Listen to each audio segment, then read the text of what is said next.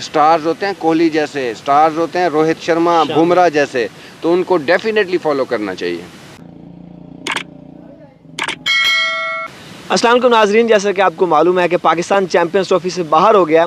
अब कौन सी ऐसी दो टीमें होंगी जो चैम्पियंस ट्रॉफी के फाइनल में जाएंगी? मेरे साथ क्लब क्रिकेटर अल्ताफ़ भाई मौजूद हैं, आइए इनसे पूछते हैं। अस्सलाम वालेकुम। वालेकुम अस्सलाम वरहमतुल्लाह।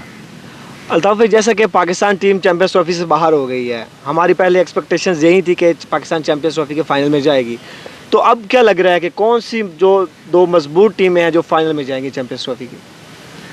पहले तो आपने जो पहला आपके सवाल का जो पहला हिस्सा था वो जो है ना, उसने तो बड़ा मायूस किया, हमें इंतहाई मायूस किया, क्योंकि हमारा जो है ना पूरी चैम्पियंस ट्रॉफ़ी जो है यही मैच ही था। और हमारा सबको पता है कि भी हमारा चैम्पियंस ट्रॉफी इंडिया से जीतना हमारे लिए ज़रूरी था। फिर बाहर हो भी जाते तो भी इनको कंधों पे बिठा के लेके आते। इन्होंने बड़ा उदास किया है, बड़ा अफसोस। मैं तो हैरत हूँ कि आप फिर उसके हारने के बाद भी वीडियोस बनाने पे लगे हुए हैं, आपकी हिम्मत है। तो दूसरा जो सवाल है, सीधी सी बात है, मैंने जो पर्सनली जब हम बैठे थे इकट्ठे, तो मैंने तो जो है ना इंडिया का कहा था कि इंडिया अब मेरी टीम है और इंडिया ही इंशाल्लाह फ़ाइनल खेलेगी।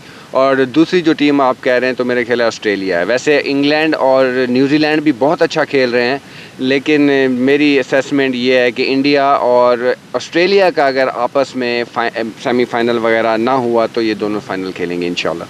साउथ अफ्रीका आपको नहीं लग रही कि वो फाइनल में जाएगी? साउथ अफ्रीका जो है ना इतनी बैलेंस साइड नहीं है जितनी कि इंडिया और ऑस्ट्रेलिया की इस वक्त है। साउथ अफ्रीका में जो है पुराने एक दो हैं, बाकी सारे यंग हैं। जैसे आप देखें कि हमने भी उनको हरा दिया था अपनी होम सीरीज़ में, न्यूजीलैंड में भी उनको 350 चेज़ के बाद। हाँ जी। तो अगर कंपैरेटिवली देखा जाए तो डेफिनेटली इंडिया ऑस्ट्रेलिया जो है वो साउथ अफ्रीका से बेहतर हैं। और न्यूजीलैंड जो है वो हमेशा, यानी कि ऑस्ट्रेलिया के ख़िलाफ़ तो वो हमेशा, आप हिस्ट्री उठा के देख लें, लड़ती है। जिस तरह इंडिया और पाकिस्तान का टाकरा होता है ना, इसी तरह न्यूजीलैंड और ऑस्ट्रेलिया का भी होता है, क्योंकि इनकी भी जो है सरहदें साथ साथ हैं। तो इनके भी इश्यूज़ इसी तरह के हैं। तो लेकिन बहरहाल ऑस्ट्रेलिया और इंडिया फेवरेट है मेरी नज़र में। और पाकिस्तान में मतलब क्या ऐसी चेंजेस हैं जो करनी चाहिए आगे? एशिया कप 2025 आ रहा है, 2026 का T20 वर्ल्ड कप आ रहा है, उसके लिए सर उसके लिए सीधी कोई बड़ी सर्जरी? पहली बात तो ये है कि देखें, मैं पहले भी ये कहता हूँ कि जो लड़के हैं, लड़के तो इनको पता है जो स्टफ़ अवेलेबल है, ठीक है ना, उसी में से इन्होंने लेना है। जो सिलेक्टर्स हैं वो कोई, मेरे ख्याल में सर्जरी जो है सिलेक्शन वाले शोबे में होनी चाहिए कि वो ज़रा मैच्योर हो। जहाँ जिस एरिया का सिलेक्टर होता है वो अब उसको, उसी लाहौर का सिलेक्टर है वो कहेगा लाहौर के बंदे उसे पसंद आएंगे, इसी तरह फलाना। तो मैं ये समझता हूँ कि सिलेक्शन कमेटी में थोड़ी सी जो है ना सर्जरी होनी चाहिए और मैच्योर एटीट्यूड रखना चाहिए।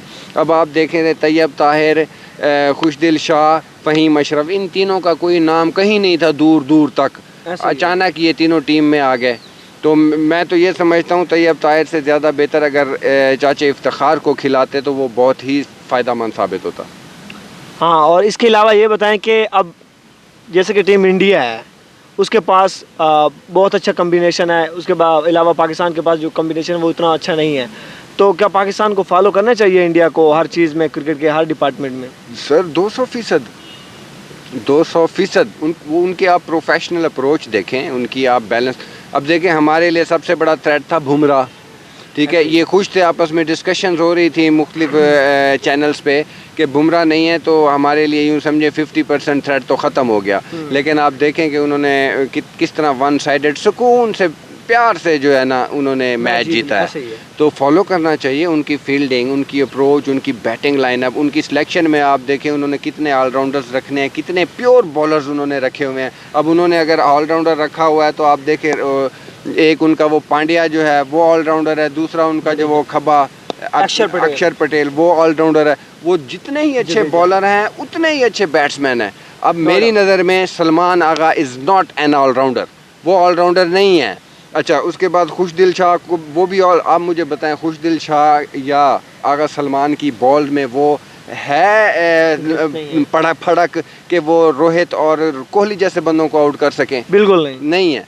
तो लिहाजा इनको जो है ना थोड़ी सी नज़रसानी करनी पड़ेगी। लड़के हमारे पास, ये तो मानना पड़ेगा भी, स्टाफ यही है हमारे पास, हैं अवेलेबल हैं, और भी यंग लड़के खेलते रहें, डोमेस्टिक भी खेलते रहें, टॉप करते रहें, कामरान को खिला देते। अली फास्ट बॉलर एक बहुत अच्छा है, अली ठीक रज़ा, है। सॉरी। हाँ, साइम और फ़खर का हमें थोड़ा सा नुकसान हुआ है, अचानक ही जो है ना वो डाउन हुआ है। हारिस है, वो लीग्स में बड़ा अच्छा परफॉर्म कर रहा है, बैट्समैन है। आकिफ है फास्ट बॉलर, तो ये अवेलेबल तो हैं। अब शाहीन शाह देखें, हमारा स्टार है, ठीक है ना जी। ये क्या स्टार है यार। 10 ओवर में 80। 1 ओवर में 140 की बॉल करके उसके बाद 134 से ऊपर बॉल नहीं जाती। पेसर है ना। अच्छा, 10 ओवर में 80, 10 ओवर में 95, 7 ओवर में 72। ये स्टार इस तरह नहीं होते। स्टार्स होते हैं कोहली जैसे, स्टार्स होते हैं रोहित शर्मा, बुमराह जैसे, तो उनको डेफिनेटली फॉलो करना चाहिए।